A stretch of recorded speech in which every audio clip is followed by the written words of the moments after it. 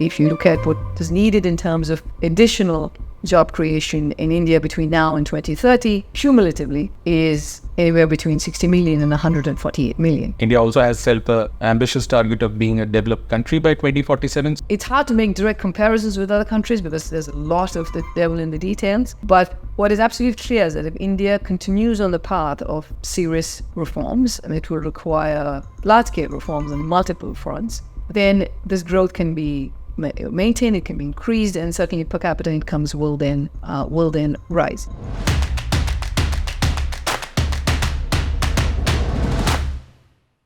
Hello and welcome to another special edition of the Indian Express Economist. Today we have with us a special guest, Ms. Gita Gopinath. She's the first Deputy Managing Director of the IMF. Earlier she was the Chief Economist. And we are here to talk to her about the state of the global economy and some insights into the state of Indian economy. So let me start by asking the first question. Ms. Gopinath, when you look at the global landscape, what are the 2 or 3 main worries or challenges that you see? The global economy has suffered quite a few shocks. How do you see it panning out? So firstly, if you look at global growth, we see it as quite stable at 3.2% this year and 3.3% for next year. In terms of the challenges to it, we also see as actually balanced, as the risks to the outlook. We see them as balanced.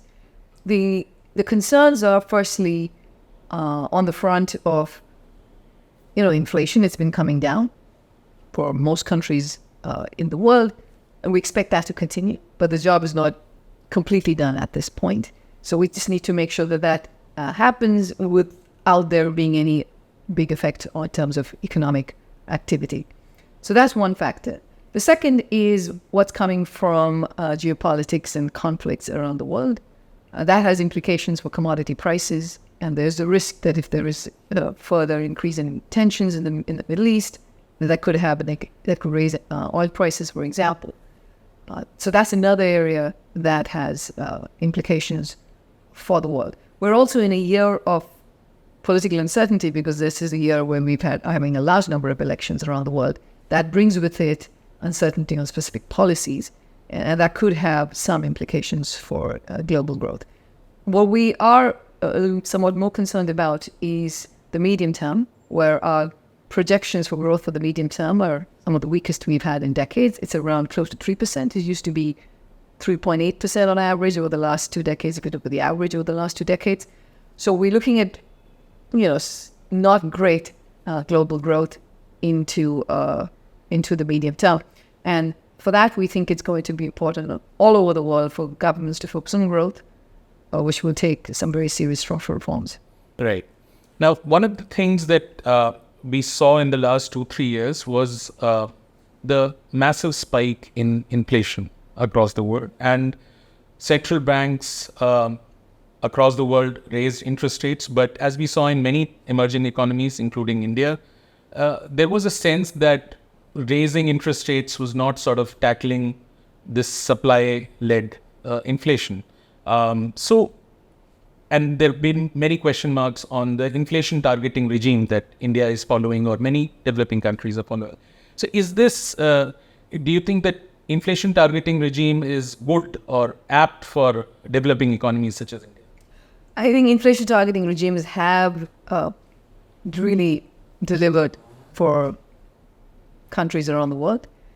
As you know, it's called flexible inflation targeting, which is that you do take into account the fact that some of the drivers of inflation may be out of the control of monetary policy, and so you do take that into account when you're setting your policy rates. But inflation targeting has helped because it helps anchor inflation expectations. What we've seen is the countries that have moved towards inflation targeting regimes, they gain credibility because of the anchoring of that inflation expectation. And so these second round effects that come from, shocks like food prices are more contained. In that sense, it's very helpful. I think it's been very beneficial for India too, since it adopted inflation targeting in 2015. You're seeing inflation expectations more anchored. On average, inflation has been lower than before. So again, the idea is to use it, and to use it, of course, keeping in mind that there is flexibility associated with it. You don't try to hit the target in every single moment, but this is on average. That gives you the flexibility. You take into account what the impact is going to be of food prices on second round effects that then show up in core inflation. So you have to do it smartly, of course. But it's still, I think, a very good framework. Now, India has been one of the bright spots when it comes to GDP growth. And if you look at the data, then it appears as if India is around the state where China was in 2002. And China had a massive rise since then. So do you think that India could follow something like that kind of a trajectory? Because India also has set itself a ambitious target of being a developed country by 2047. So do you think that the kind of trajectory that China had in the last 22 years is what perhaps India can replicate? And are there certain bits of it which India should avoid? Or so firstly, as you said, India is doing extremely well in terms of its growth numbers. At 7% growth for this fiscal year, that makes India the fastest growing major economy in the world, and that contributes about 17% to global growth. So it is a very important contributor to the global growth that we're seeing right now. And we expect on the medium term, as of now, growth to be around 6.5%. So that it should hold up as being one of the big contributors to global growth. It's hard to make direct comparisons with other countries because there's a lot of the devil in the details. But what is absolutely clear is that if India continues on the path of serious reforms, and it will require large-scale reforms on multiple fronts, then this growth can be maintained, it can be increased, and certainly per capita incomes will then rise. But again, it's important for growth to come along with a lot of job creation. We ran some numbers, and if you look at what is needed in terms of additional job creation in India between now and 2030, cumulatively, is anywhere between 60 million and 148 million. That will not happen if you just focus on a couple of sectors or on particular areas. It's going to require broad-based growth across the different sectors in India. Right. So, I wanted to come to the question of job creation because as we saw in other economies like Bangladesh also, the issue of employment is massive. It's creating a lot of unrest. Even for India, it's a massive concern. So is there any policy prescription for developing economies which have a massive demographic dividend on their side to really channelize this, making this growth work for all the people? Firstly, if you have in general an environment where there is more corporate investment that's taking place, that induces more corporate investment, that has flexibility in the labor markets, that allows for allocation of resources to move freely in terms of labor, land, capital across different sectors, those are what help with just broad-based growth and job creation. So in the case of India, there are things that can be done in the short term, but also others that would require a longer period of time. So in the near term, firstly, I think it's important that business climate matters.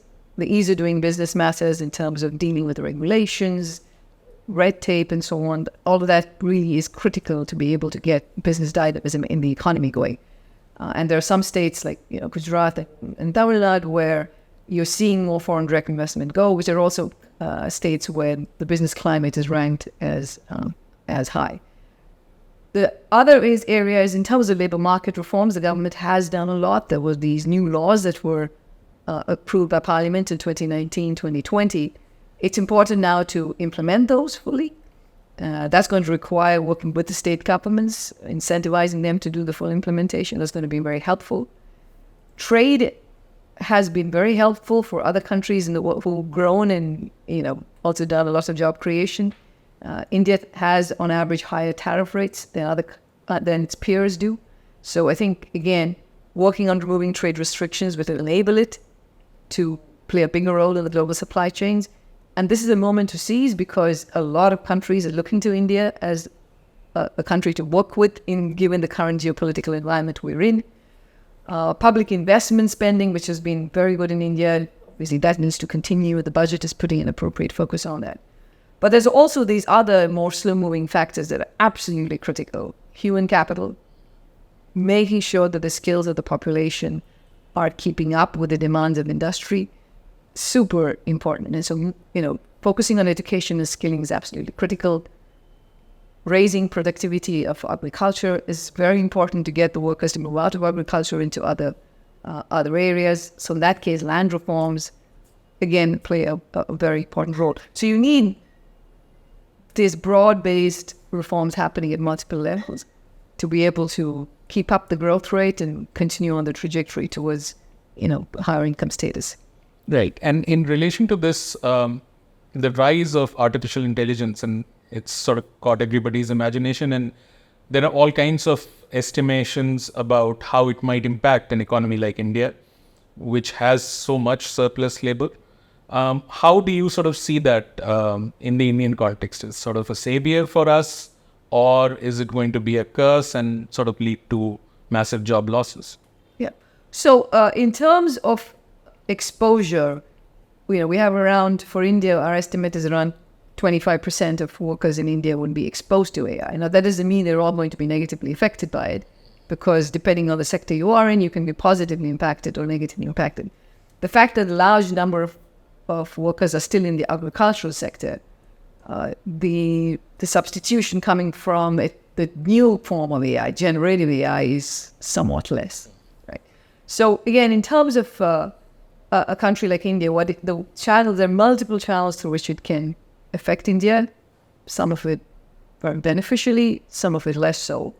On the beneficial front, it can help, for example, with terms of dealing with skill shortages. It just helps to fill that space. But also in terms of, all of the things in terms of raising human capital in education, there are more creative ways of making that education happen. AI can help with that. It can help in the public finance space in terms of being able to raise we implement your tax scheme much better, raise revenues much better. So all of that's super positive. And since India has also, this services IT area, they can complement it quite well. But on the other side, there are some areas like, for example, call centers, where you might see AI basically leading to, not as much demand for these kinds of workers. So it's a mixed bag. But again, this gets me back to the point that we certainly now are in times where we've had a lot of automation in manufacturing, and what generative AI does is bring about much more automation in services sector. So which is why if you really want to make sure that you have growth and you have job creation for a lot of people, you just need broad-based reforms. Another thing that sort of catches a lot of attention in India is the role of exchange rates, and it sort of gets tagged into the political cycle also, but there's a certain sense that we should not be dependent on the dollar, and that this thing has been sort of voiced by many countries, that the dependence on or the dominance of dollar should come down, and we should find different ways, different currencies to sort of trade. How do you think that will pan out? Is that necessarily a beneficial thing for trade? And if you can give any insights for India, is it necessarily a good thing or a bad thing? So firstly, the dominance of the dollar has come about organically, which is a choice of market participants around the world to rely on the dollar. And this is the case of the dollar now. It's the case of the British pound in the past, before the dollar took over that role. So the reason the dollar plays the dominant role is because of the fact that the strength of the institutions of the US, the fact that you have fully open capital markets, full convertibility of the exchange rate. It's the trust in the institutions that have backed the dollar that have led to the adoption of the dollar as a dominant currency. And of course, if it's taken up by a large number of people, you get these strong network effects where, because I buy in dollars, I sell in dollars, and that generates a self-fulfilling dominance that comes about. So there is fundamentals that matter. So I think for any country in the world that is working on trying to improve those fundamentals in terms of macro stability, financial stability, deepening your financial markets, convertibility of your currency, all of that has plenty of benefits. I mean, set aside the question of whether it becomes a dominant currency in the world or not. There's plenty of positive benefits that come from it. And so just working on those would be valuable for all countries. Very grateful for your time with the Indian Express. Thank you for watching the Indian Express.